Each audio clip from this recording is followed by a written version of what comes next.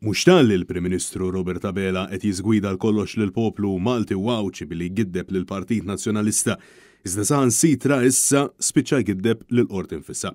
Kienet din l-ewwel reazzjoni ta' Robert Abela kif il-ħamis filgħaxija ħareġ mill-Parlament wara s-suppost diskussjoni li ma kienet diskussjoni xejn fil-Kamra tar-Rappreżentanti.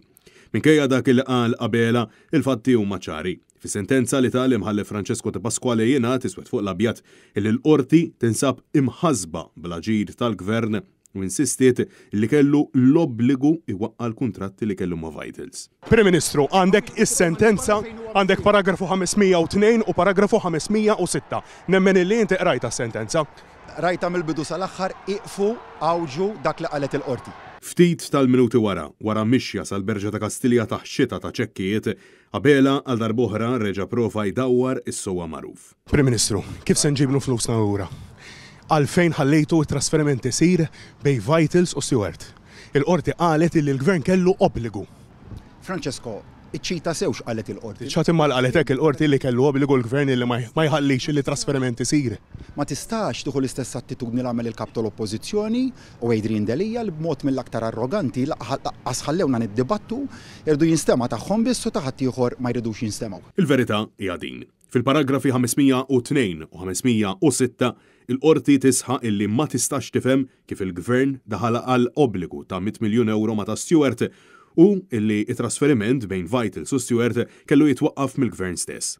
Kollu seħ fi żmien meta Abela stess kien fdat minn Joseph Muscat biex jissorvelja kollox. Ġejt fdat mill-Prim Ministru Joseph Muscat sabiex ikolli overview sorveljanza tad-dekasteri kollha fil-kabinet tagħna.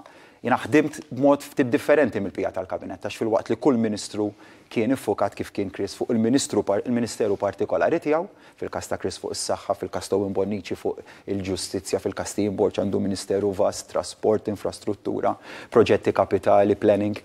Jiena kelli s-sitwazzjoni fejn kelli l-overview tal-Ministeri kollha. U b'mod surreali wara l-kundanna mill-qorti, Robert Abela baqa' jfaħħar u jiddefendi lil Stewart Healthcare. Spjegajt dettaljatament fil-Parlament il-pluralità ta' servizzi, kwantitajiet eluf kbar, anzi miljuni ta' testijiet waħedhom għamlu Stewart 1.5 miljun. St. Luke's kemm għamlu, Prim Ministru? St. Luke's qed fil-Parlament ukoll li m'iniex sodisfatt bil-konċessjoni kollha. Jiġifieri nuqqas ta' investiment ġewwa St. Luke's huwa wieħed mill-punti tal-konċessjoni li jien m'iniex sodisfatt bih. Iżda daqstant ieħor irid inkun korrett lejn is-sewwa u ngħid ukoll illi f'Caring Grek kien hemm 1000 admission fis-sena. Sanar il-ħadd li għadda fuq is-Super One il-Prim Ministru nnifsu ftaħar kif l-2020 kien għamel stock take ta' x'kien miftiem ma' Stewart u fi kliem sempliċi u kien jaf kollox.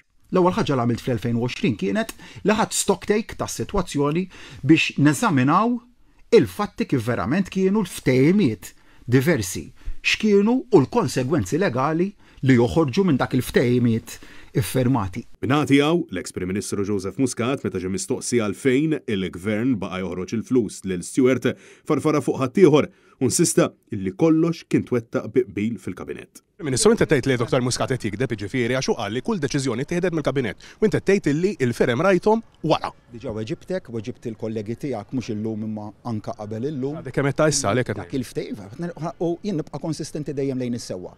Illi l-ftehim bejn il-kuntratt bejn il-BOV il-Gvern ta' Malta u Stewart l-ewwel darba li rajtu kien wara li ġifieri. Ġifieri Dr. Muscat qed jikdeb. Ngħidlek sorpriża, arax qal Dr. Muscat u arax qed Dr. Muscat qal illi kull deċiżjoni li ttieħdet mal-Kabinett.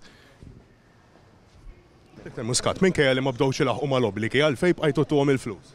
Jien dak li tistaqsi lil dak kollha involuti f'dan koll. Nista' ngħid huwa li kull deċiżjoni kienet endorsjata mill-Kabinett. Kien hemm il-komfort tal-pariri legali. By Robert Abela?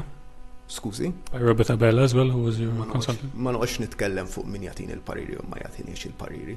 Dr. Joseph Muscat qal illi kull deċiżjoni kienet endorsjata mill-Kabinett. Inti kont parti mill-Kabinett. Inti kont parti mill-Kabinett. Francesco Catania, għall-Net News.